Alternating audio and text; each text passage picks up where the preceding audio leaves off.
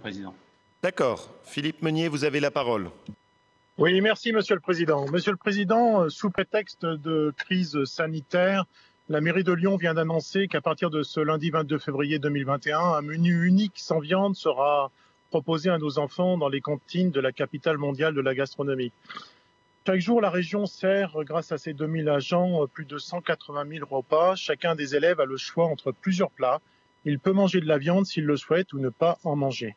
De nombreux élèves peuvent ainsi manger à la cantine à moindre coût, ce qu'ils ne peuvent pas forcément manger chez eux.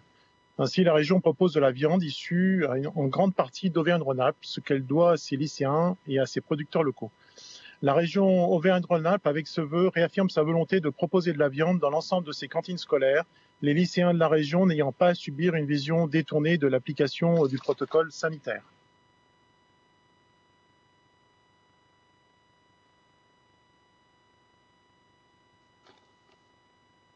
C'est fini, Monsieur Meunier, ou c'est juste... Oui, Monsieur le Président, je tiens aussi à préciser que si nous sommes ici aujourd'hui réunis, la quasi-totalité d'entre nous sommes engagés en politique pour défendre nos convictions, pour ce que nous pensons être le meilleur possible pour nos territoires. Nous nous opposons parfois et souvent sur des montants d'imposition, sur des actions ou des subventions apportées à telle ou telle association.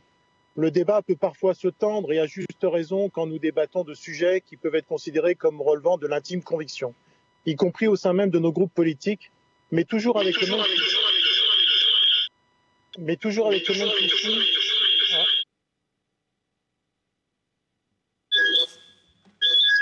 C'est qui? C'est le micro d'Alexandra Turnard, non?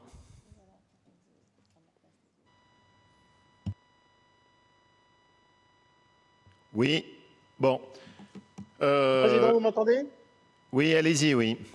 Oui, donc nous nous opposons parfois et souvent sur des montants d'imposition, sur des actions ou des subventions apportées à telle ou telle association.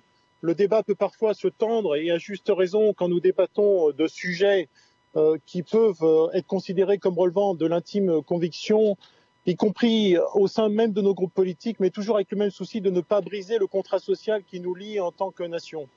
Malheureusement, la vie politique peut aussi parfois gravement déraper, pour ne pas dire plus, par des montées de fièvre idéologique, voire même religieuses ou quasi-religieuses, qui ont pour seul objectif d'imposer à l'autre sa vision du monde, et vous le noterez toujours pour le bien soi-disant commun.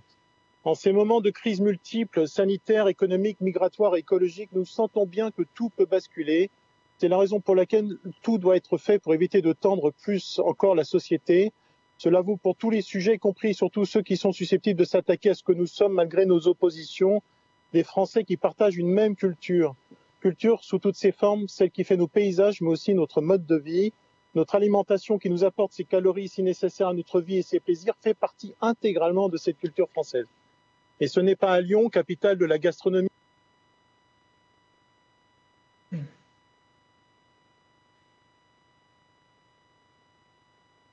que ce soit à ceux qui exercent en plus leur pouvoir à la suite d'élections dont les conditions sanitaires ont eu pour conséquence de faire baisser comme jamais le taux de participation électorale. Le maire de Lyon et sa majorité verte et d'extrême gauche ont commencé par interdire le survol de Lyon par la patrouille de France. Pour un grand nombre de nos compatriotes, cette décision est une insulte à l'encontre de nos forces armées qui combattent pour notre liberté. Ils ont ensuite refusé d'accueillir les coureurs du Tour de France, montrant ainsi leur mépris à l'égard du peuple français, qui attend tous les ans en famille cette épreuve populaire qui marque le temps de l'été et des congés payés. Et je ne parlerai pas de ce maire de la même étiquette politique qui a supprimé le sapin de Noël dans sa ville, sous le prétexte fallacieux de ne pas couper un arbre alors que nos forêts n'ont jamais été aussi importantes en France.